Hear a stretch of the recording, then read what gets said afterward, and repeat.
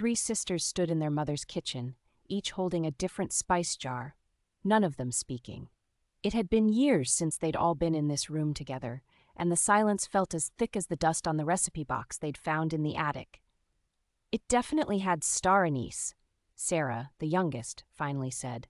"Mom always let me fish them out of my cup when I was done." "And cinnamon," Rachel added, turning the stick between her fingers. "But not the regular kind.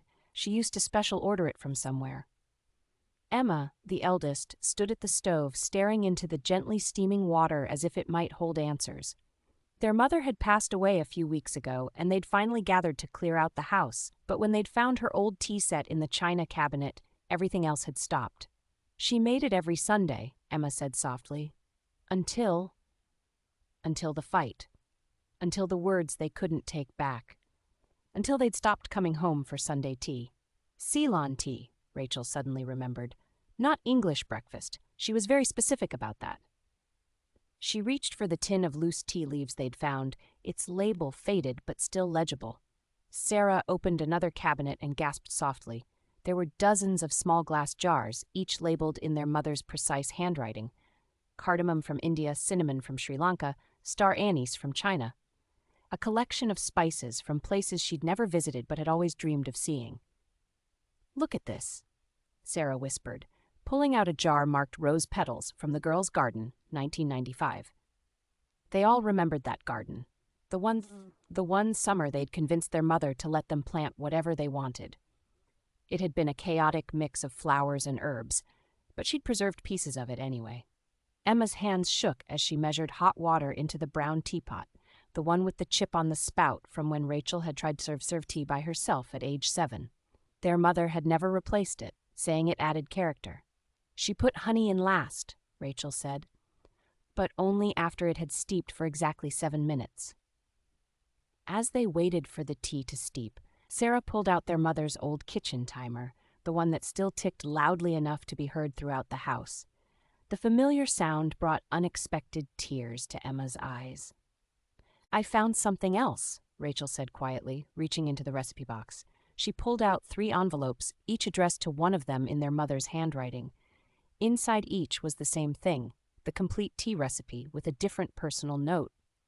"For Emma," Emma read aloud, her voice catching, "who always insisted on measuring everything exactly. Remember that love is the one ingredient you can never add too much of." "For Rachel," Rachel continued, "who always wanted to experiment. Sometimes the best recipes are the ones that leave room for change." "For Sarah," Sarah finished, wiping her eyes, "who always saved the best for last. Life, like a good cup of tea, should be savored to the final sip." The timer chimed, startling them all. Emma poured 3 cups, the steam rising like their mother's spirit between them. They added honey, 1 spoonful each, just as they'd always done. The first sip wasn't quite right. The second was closer. By the third, they realized it would never be exactly like their mother's tea. But maybe that wasn't the point. "She knew we'd need this," Emma said softly. "Need to be here together, trying to figure it out." Sarah reached for the honey. "Maybe we could make it our own? Keep her base recipe, but add something new?" Rachel smiled through her tears. A blend of old and new, past and future. They spent the afternoon experimenting, sharing memories with each cup. Emma's precision, Rachel's creativity, and Sarah's intuition slowly came together, just as their mother had known they would.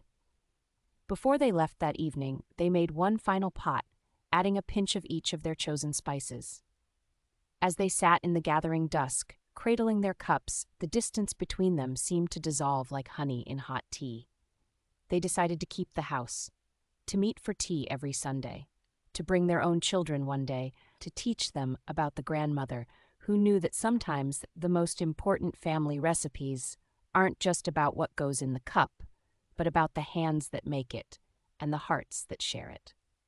And in the kitchen cabinet, their mother's spice collection remained, now accompanied by new jars with new labels, marking the beginning of their own story, steeped in love and memory, sweetened by forgiveness, and shared in the same chipped teapot that had seen both their best and worst moments.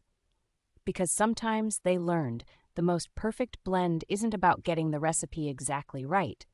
It's about the people you share it with, and the love that makes every cup taste like home.